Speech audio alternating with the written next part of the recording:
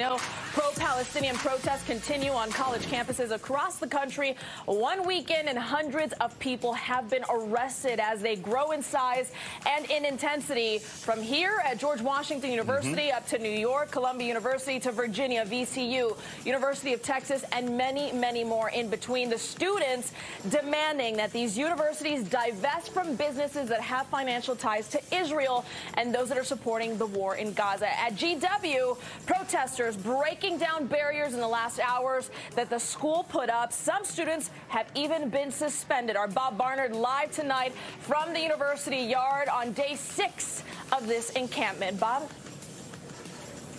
Hey there, Marina and Joe. Yes, we're here just on the perimeter of the yard. Behind me here, this is H Street. H Street Northwest, 1 block between 20th and 21st Street, taken over by the protesters. There are about a dozen tents here. D.C. police kind of allowing for this block to be closed off. It's remaining that way. And this is the university yard. And by my count, there are about 60 tents in there.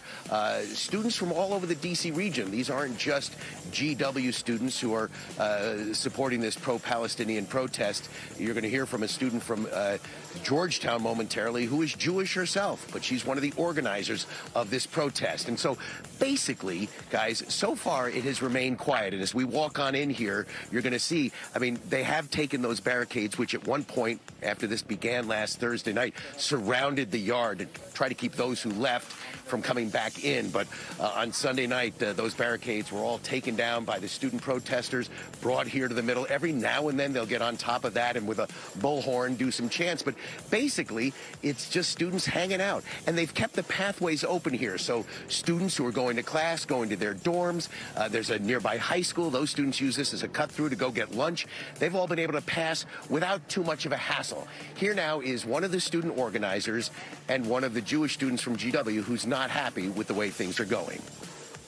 It's important that we're still being disruptive to the university and disrupting business as usual, because there cannot be business as usual during a genocide. And we're now, over 200 days into a genocide, and students are fed up. It's anti-Semitism. That's basically the ideas have been thrifted, but it has a shiny, new, fashionable outerwear.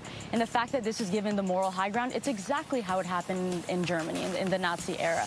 Anti-Semitism was intellectualized, it was moralized, it was legalized, and then it was normalized. And what we're seeing right now, there's blatant anti-Semitism on our campus, and it's being normalized. And that is Sabrina Soffer, who is one of the students most outspoken against what you're seeing here. Yeah, I mean, on occasion, maybe there are some interactions, but mostly it's students just kind of sitting down, keeping the pathways clear. And we're not, since we've been here today, guys, hearing anything in the way of anti-Semitism. Maybe some of the signs might express things that would be, considered anti-Semitic, but it just seems to be just kind of a quiet encampment here, unlike, as you were showing, what we're seeing just down the road in Richmond at VCU, at Columbia, UCLA. I mean, at a lot of college campuses across the country. So far on day 6 here, this one's remaining peaceful. Peaceful it is, Bob. However, they are trespassing, right? Yeah. Which is what the university said. You had until 7 p.m. on Thursday to vacate. That did not happen. There was reporting that the mayor of D.C. had decided to not allow D.C. police to help vacate the grounds because things remain peaceful. Bob, from your vantage point where you are there close to H Street, have you seen still that heavy presence of D.C. police? What they're really doing, Marina, is just kind of enforcing the fact that this block is closed off to traffic because of the tents on H Street. There are members of Congress, Republican members of Congress today, calling on the mayor and Pamela Smith, the D.C. police chief, to come in here to help GW, to clear the yard, to clear H Street. No sign that that is about to happen, may happen. I think as long as this thing doesn't get out of hand, it'll stay this way, at least for the time being. That's what we seem to get the impression of just by the posture of GW police who are kind of monitoring the yard and DC police who are out on H Street. Yeah, and again, we don't know how long this will continue. The encampment right now is on the University Yard. It has stretched out to a stretch there on H Street, which is D.C. public streets. How long that goes, how long that disrupts traffic. Let's not forget, there's a very important trauma level 1 hospital about a block away there, yes, George Washington University Hospital. So if that starts to interrupt things, I would imagine things could shift there. Bob Barnard keeping us abreast of what's happening there at the encampment. And we saw the barricades earlier. Those were the ones that had been lifted, that had created a little bit of tension there. But still, it remains at this hour largely peaceful. Thank you, Bob. And there's been a lot of questions about what are the consequences, right, as we move ahead here. If any student protesters will face, should there be suspensions, arrests? Should we continue to allow these encampments? Right.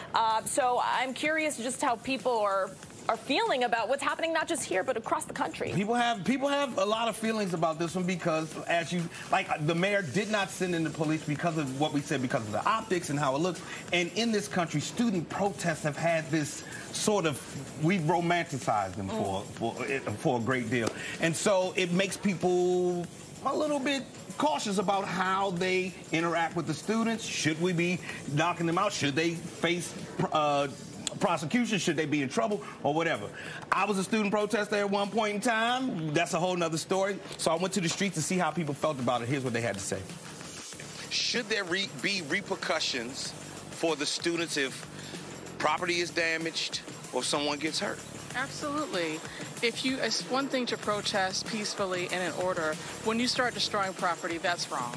So the kids they can have all the points they want, as long as you don't start breaking stuff, correct? Right, that's right. As long as there's no violence or destroying a property, that's correct. There's damage or someone gets hurt, of course there should be repercussions. You have the right to protest peacefully, right? But damaging property is not peacefully, right? Hurting other students and hurting other people, regardless of your views, right? You know, that's not gonna, you shouldn't be able to do those things and get away with it without any sort of repercussions, right? We've seen that happen with protests in the past. I just don't think it's right. Me personally, I'm Palestinian, but I'm not gonna see, if I see someone who's from Israel, says they support Israel, I'm not gonna go up there, I'm not gonna damage their property or anything. I'm gonna keep about my day. I have my opinion, you can have your opinion, but I think so long as it's peaceful and it's good, it's fine. If it's not, regardless of whether you're Palestinian or Israeli, I think if you're damaging other properties and you're going that extra mile and you're not doing it peacefully, you deserve repercussions across the board. I think that civil disobedience is a very important part of our history as a country and as a people. And I think that all of these protesters are making their voices heard, and the administration is very clearly rejecting them. So I think that people expressing themselves in a very extreme situation with the terrible genocide that's happening in Palestine, this is something that people need to be doing and need to be doing more, is getting their voices heard, because it's falling on deaf ears. That kind of echoes what the last guy said, but his thing, he was a Palestinian, and he said, protest as much as you possibly can, but don't break things and don't hurt people. Those students, that's when you're doing too much. Do you agree? I agree that they should not be hurting people. I've not heard any reports of people being hurt. Not at all. And so I think they're doing a great job about that. In terms of property damage, I mean, if you're doing any kind of demonstration, as much as you try to avoid property damage, it's going to happen. And so I hope that, people aren't hurt and continue to be safe. I mean, the people we have seen who have been doing the hurting are the police. Ought to be young again. Well, there's certainly a vast gamut of opinions there. Yes. We'll wait and see as things continue and progress how long, whether peaceful or not, the encampment is allowed to stay at GW. In the meantime,